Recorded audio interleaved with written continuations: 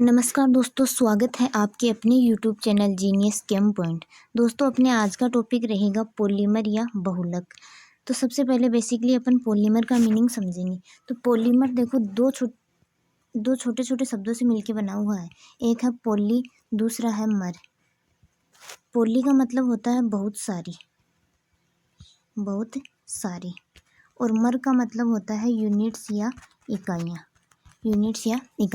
यानी कि बहुत सारी छोटी छोटी इकाइयाँ मिलकर एक बड़े अणु का निर्माण कर लेती है। इस बड़े अणु को क्या कहा जाता है? बहुलक या पॉलीमर कहा जाता है। अब देखो, ये जो छोटी छोटी इकाइयाँ मिलकर बहुलक का निर्माण कर रही हैं, इन इकाइयों को कहा जाता है एकलक इकाइयाँ या मोनोमर। यानी इन छोटी छोटी इकाइयों को क्या कहा जाता है? एकलक या मोनोमर।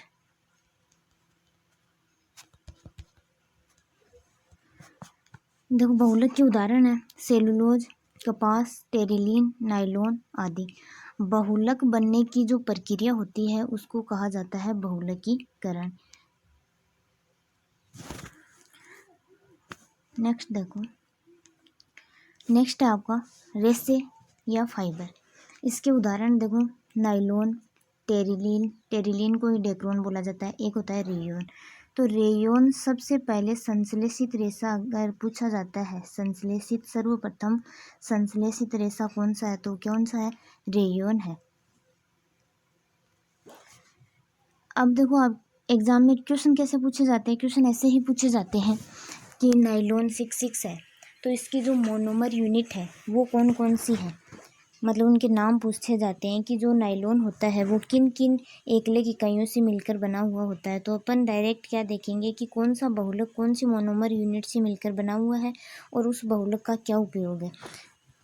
तो सबसे पहले है नायलॉन 66। नायलॉन 66 देखो दो मोनोमर यूनिट से मिलकर बना है। एक है हेक्सामेथिलीन डाईएमीन और दूसरी है एडिपिक एसिड। यानी कि कहने का मतलब है हेक्सामेथिलीन डाईएमीन और एडिपिक एसिड, ये दोनों मोनोमर यूनिट मिलके किसका निर्माण करेंगे? नायलॉन 66 का। अब यहाँ 66 कैसे आया? देखो, दोनों जो ये मोनोमर यूनिट है इनमें कार्बन की संख्या कितनी कितनी है? 6 है। तो इसी वजह से इसका नाम रखा गया है नायलॉन 66।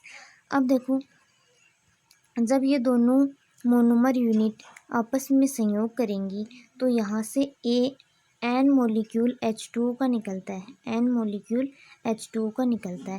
देखो, कुछ छोटे छोटे मॉलिक्यूल मोनोमर यूनिट जब जुड़ती हैं, तो जब छोटे छोटे मॉलिक्यूल निकलते हैं तो उस टाइप के बहुलक को तो कहा जाता है संघनन बहुलक या कंडेंसेशन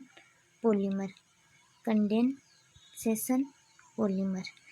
और अगर केवल मोनोमर यूनिट जुड़ती है, निकलता कुछ भी नहीं है, तो उस टाइप के बहुलक को कहा जाता है एडिशन बहुलक या योगात्मक बहुलक। तो नायलॉन जो 66 है वो किस टाइप का बहुलक है? संघनन बहुलक है।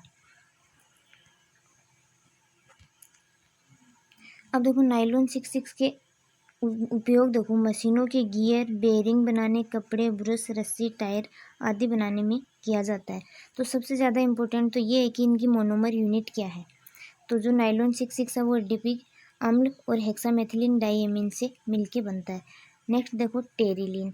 अब देखो, टेरिलीन जो टरथेलिक अम्ल होता है, टरथेलिक अम्ल और एथिलीन ग्लाइकोल के संघनन से बनता है। अब संघनन नाम लिया मतलब यहाँ से कोई छोटा अणु बाहर निकलेगा जब संघनन होगा, यानी जब बहुलकीकरण की प्रक्रिया होगी तब कोई छोटे मॉलिक्यूल बाहर निकलते हैं।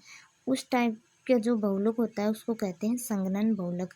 और अगर कुछ भी नहीं निकलता है, केवल दो मोनोमर यूनिट या दो से ज़्यादा मोनोमर यूनिट आपस में जुड़ जाते हैं, तो उस टाइप के बहुलक को कहा जाता है एडिशन बहुलक या योगात्मक बहुलक। तो ये है टरथेलिक एसिड और ये है एथिलीन ग्लाइकोल। यहाँ से H2O निकलेगा और ये आपस में जुड़ के किसका निर्माण कर लेगी? एक बहुलक का निर्माण कर लेगी, जिसको बोलते हैं डेक्रोन या टेरिलीन। इसका उपयोग देखो, वस्त्र, रस्सी, धागे, नाव की पाल, चुंबकीय बेल्ट, फिल्म आदि बनाने में किया जाता है। फिर आता है रेयोन देखो, फर्स्ट संश्लेषित फाइबर है, यानी सबसे पहले संश्लेषित रेशे का नाम लिया जाता है, तो वहाँ पे किसका नाम आता है? रेयोन का। रेयोन का निर्माण कैसे किया जाता है? जो सेलुलोज का कागज होता है उसको NaOH के विलयन से साफ किया जाता है। इस साफ कागज़ को क्या करते हैं, जो कार्बन डाइसल्फाइड होता है CH2, उसके विलयन में इसका घोल बनाते हैं। इस घोल को महीन छिद्रों में से तनु H2SO4 में से गुजारा जाता है, और ये गुजरने के बाद जो चमकीले रेसे प्राप्त होते हैं वो किसके प्राप्त होंगे, रेयोन के प्राप्त होंगे। यानी सेलुलोज का जो कागज़ है उसको NaOH के विलयन में साफ़ करोगे, फिर इसको जो जो ये साफ सेलुलोज था उसको CH2 के विलयन से गुजारोगे H2SO4 की उपस्थिति में, तो चमकीले रेसे प्राप्त होते हैं। ये मतलब संश्लेषित रेसे हैं। प्रथम संश्लेषित रेसा कौन सा है, रेयोन है, इसलिए इसको अर्ध संश्लेषित रेसा भी कहा जाता है। अब देखो इसके उपयोग, दरी, गलीचे, तकिए बनाने में किया जाता है। महिलाओं द्वारा केश सज्जा में प्रयुक्त चोटी में किसका उपयोग किया जाता है, रेयोन का उपयोग किया जाता है। अब अपन पढ़ेंगे प्लास्टिक। देखो प्लास्टिक पढ़ने से पहले मैं आपको एक चीज़ बता देती हूँ। जो ये पॉलीमर है, ये दो टाइप का पॉलीमर, मतलब मोनोमर यूनिट केवल आपस में जुड़ती हैं, साथ में कुछ निकलता नहीं, वो तो हो गया एडिशन या योगात्मक।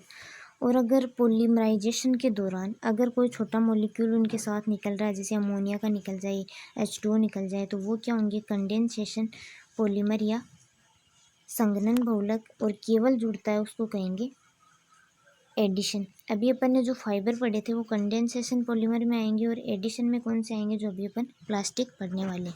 तो देखो प्लास्टिक में कौन कौन सी आएंगी, PVC, PN, polystyrene, Teflon, polythene इत्यादि। वन बाय वन देखेंगे कि कौन सी मोनोमर यूनिट किससे मिलकर मतलब कौन सी मोनोमर यूनिट आपस में मिलकर कौन से बहुलक का निर्माण कर रही है।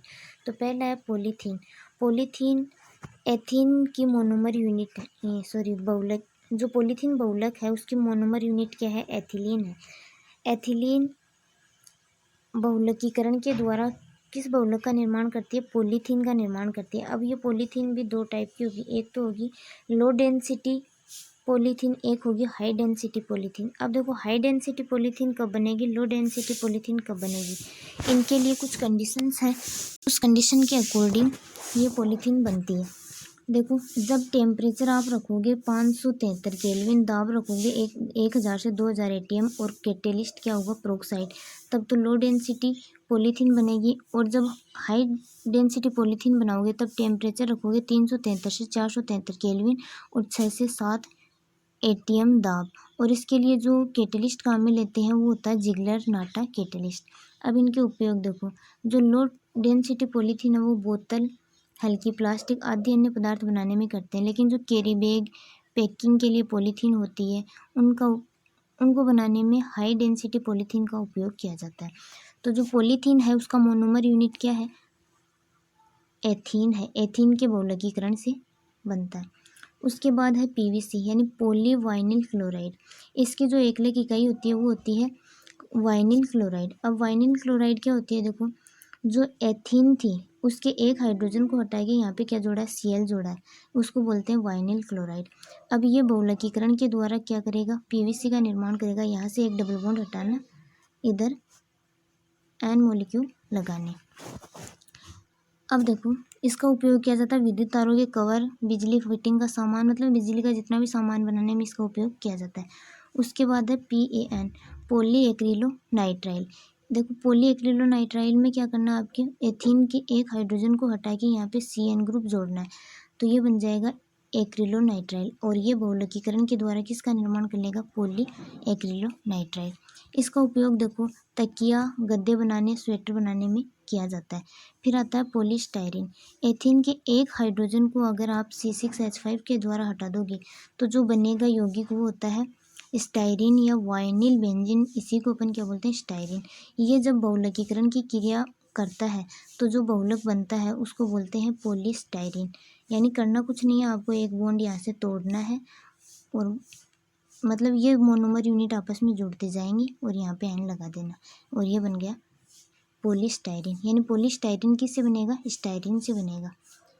नेक्स्ट देखो इसका यूज होता है बोतल के ढक्कन, चाय के कप, रेफ्रिजरेटर के कुछ भाग, दीवार की टाइल, पैकिंग सामग्री आदि बनाने में किया जाता है।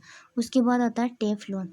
टेफ्लॉन क्या होता है कि जो एथिलीन होती है उसके चारों हाइड्रोजन को आप फ्लोरीन के द्वारा हटा दोगे, यानी टेट्राफ्लोरोएथीन। इसी को क्या बोलते हैं? टेट्राफ्लोरोएथीन। ये जब बहुलकीकरण की क्रिया करके जिस बहुलक का निर्माण करती है उसको बोलते हैं टेफ्लॉन, यानी पॉली टेट्राफ्लोरोएथीन। यानी टेफ्लॉन की जो मोनोमर यूनिट होती है वो होती है टेट्राफ्लोरोएथीन। अब देखो इसका उपयोग किया जाता है नॉन स्टिक बर्तन बनाने में। ये सबसे इम्पोर्टेंट, ये एग्जाम में कई बार पूछा जाता है कि नॉन स्टिक बर्तन बनाने में कौन से बहुलक का उपयोग किया जाता है, तो किसका उपयोग किया जाता है? टेफ्लॉन का। फिर नेक्स्ट है रबर। रबर भी दो टाइप का होता है, एक होता है संश्लेषित रबर, एक होता है प्राकृतिक रबर। प्राकृतिक रबर देखो आइसोप्रीन यूनिट से मिलकर बना होता है, और जो संश्लेषित रबर है ये दो टाइप का अपन आगे पढ़ेंगे। तो सबसे पहले देखेंगे अपन नेचुरल रबर या प्राकृतिक रबर। प्राकृतिक रबर को आइसोप्रीन से बनाते हैं, और आइसोप्रीन को किससे निकालोगे आप? हेविया ब्रांसिलेसिस पादप है उसकी लेटेक्स से आइसोप्रीन प्राप्त होगा, और ये आइसोप्रीन बहुलकीकरण के द्वारा किसका निर्माण कर लेगा? Natural rubber. अब देखो आइसोप्रीन होती क्या है? आइसोप्रीन होती है 2-मेथिल-1,3-ब्यूटाडाइन, यानी 1,3-ब्यूटाडाइन की ये जो दो नंबर वाला कार्बन है, इस कार्बन के हाइड्रोजन को हटा के यहाँ पे मेथिल ग्रुप जोड़ दिया तो 2-मेथिल-1,3-ब्यूटाडाइन हो गया। ये बहुलकीकरण के द्वारा किसका निर्माण कर लेगी? आइसोप्रीन जो मोनोमर यूनिट है ये पॉली आइसोप्रीन का निर्माण कर लेगी, जिसको आप क्या बोलोगे? नेचुरल रबर या प्राकृतिक रबर। अब देखो इसकी प्रत्यास्थता को बढ़ाने के लिए इस रबर को किसके साथ गर्म किया जाता है? सल्फर के साथ गर्म किया जाता है, जिससे इसकी सामर्थ्य बढ़ जाती है और ये रबर कम घिसता, मतलब इसकी जो क्वालिटी होती है वो बढ़ जाएगी। तो वल्कनीकरण के लिए किस एलिमेंट का काम में लिया जाता है? सल्फर को काम में लिया जाता है। और इसका उपयोग देखो टैंक बनाने में, तनन सामर्थ्य वाली रस्सियाँ बनाने में, टायर बनाने में आदि में किया जाता है। उसके बाद आता है संश्लेषित रबर। संश्लेषित रबर देखो दो टाइप का पढ़ेंगे अपन, एक पढ़ेंगे ब्यूना एस, एक पढ़ेंगे ब्यूना आर। ये आर नहीं सॉरी एन।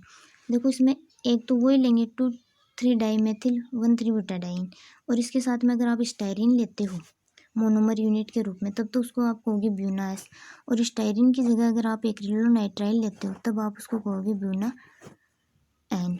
तो इनकी जो मोनोमर यूनिट आपको वो ध्यान में रखनी है, 2,3-डाइमेथिल-1,3-ब्यूटाडाइन और स्टायरीन मिलके ब्यूनाएस का निर्माण करेंगी, और 2,3-डाइमेथिल-1,3-ब्यूटाडाइन प्लस एक्रिलोनाइट्राइल ये मिलके ब्यूना एन का निर्माण करेंगी। अब ये भी योगात्मक बहुलक ही होता है, यानी कि इनकी जो बहुलकीकरण की क्रिया है उसके दौरान कोई भी छोटा मॉलिक्यूल नहीं निकलता है, तो ये संघनन नहीं, ये एडिशन बहुलक का एग्जाम्पल है। अब देखो इसका उपयोग टैंक बनाने में, तेल के नल बनाने में, और वाहनों के जो गैस गेट होते हैं उनको बनाने में प्रयुक्त होता है। अब देखो एक आपने बहुलक पढ़ा होगा, उसमें देखा होगा एक तो होता है थर्मोप्लास्टिक बहुलक, एक होता है थर्मोसेटिंग बहुलक। थर्मोप्लास्टिक बहुलक कौन से होते हैं? जिनको गर्म करने पर आप इच्छित आकार में बदल सकते हो। एक होता है थर्मोसेटिंग बहुलक, जिनको एक बार बना दिया तो फिर उनको आप चेंज नहीं कर सकते। अभी तक अपन ने जो बहुलक पढ़े हैं, जो योगात्मक बहुलक है या संघनन बहुलक है, ये आते हैं थर्मोप्लास्टिक बहुलक में, यानी कि इनको आप दोबारा से चेंज कर सकते हो टेम्परेचर देख कर। लेकिन जो थर्मोसेटिंग बहुलक होते हैं उनको आप एक बार बना देते हो तो फिर दोबारा चेंज नहीं कर सकते। जैसे इसका उदाहरण कई बार पूछा जाता है, बेकेलाइट होता है। बेकेलाइट, ये बेकेलाइट फिनोल और फॉर्मेल्डिहाइड से बनाया जाता है, यानी फिनोल और फॉर्मेल्डिहाइड इसको आप NaOH के साथ गर्म करते हो 6 से 7 दिन तक, तो लास्ट में एक बहुलक का निर्माण होता है जिसको आप बोलते हो बेकेलाइट। इसके कई और भी एग्जाम्पल है, जैसे मेलामाइट है। मेलामाइट भी थर्मोसेटिंग बहुलक का मेलामाइन भी थर्मोसेटिंग बहुलक का उदाहरण है। इसका उपयोग किया जाता है बटन बनाने में। तो ये था अपना आज का टॉपिक बहुलक। तो आज के लिए इतना ही। Thanks for watching.